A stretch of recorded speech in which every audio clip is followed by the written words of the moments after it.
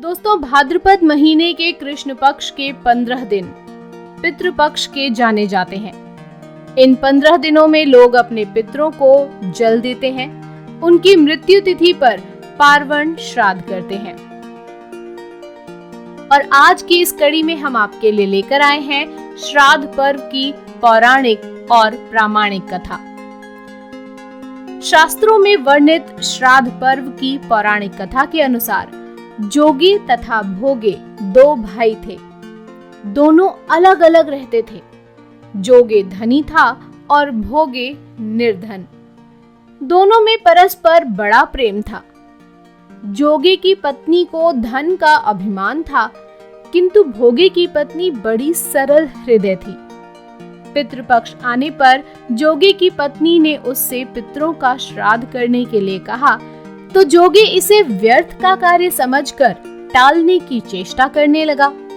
किंतु उसकी पत्नी समझती थी कि यदि ऐसा नहीं करेंगे तो लोग बातें बनाएंगे।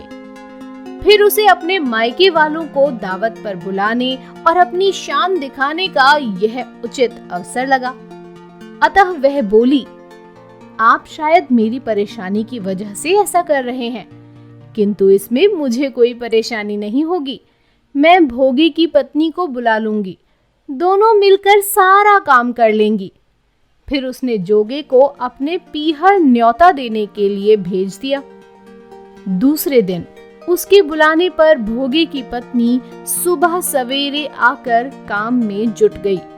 उसने रसोई तैयार की, अनेक पकवान बनाए, फिर सभी काम निपटाकर अपने घर आ गई। आखिर उसे भी तो पितरों का श्राद्ध तर्पण करना था। इस अवसर पर न जोगे की पत्नी ने उसे रोका, न वह रुकी। शीघ्र ही दोपहर हो गई। पितृ भूमि पर उतरे। जोगे भोगे के पितृ पहले जोगे के यहाँ गए तो क्या देखते हैं कि उसके ससुराल वाले वहां भोजन पर जुटे हुए हैं। निराश होकर वे भोगे के यहाँ गए। वहां क्या था? मात्र पितरों के नाम पर अग्यारी दे दी गई थी। पितरों ने उसकी राख चाटी और भूखे ही नदी के तट पर जा पहुंचे। थोड़ी देर में सारे पितर इकट्ठे हो गए और अपने अपने यहाँ के श्राद्धों की बढ़ाई करने लगे। जोगे भोगे के पितरों ने भी अपनी आप बीती सुनाई। फिर वे सोचने लगे, अगर भोगे समर्थ होता तो शायद उन्हें भूखा न रहना पड़ता, मगर भोगे के घर में तो 2 जून की रोटी भी खाने को नहीं थी। यही सब सोचकर उन्हें भोगे पर दया आ गई।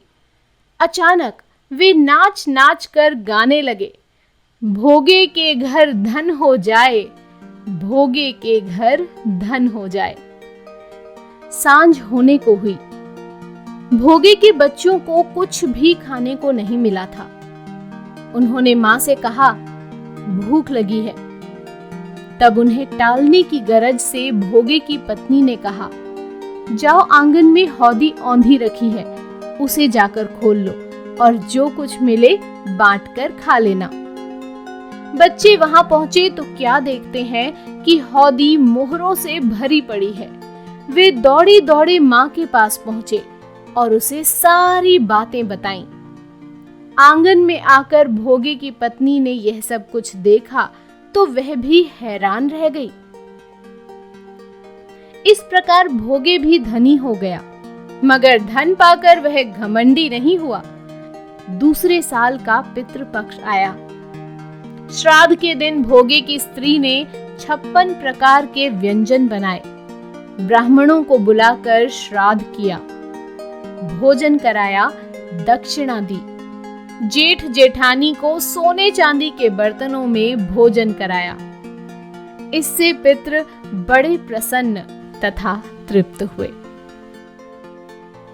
दोस्तों, कथा अगर आपको पसंद आई हो तो वीडियो को लाइक शेयर जरूर कीजिएगा। धन्यवाद।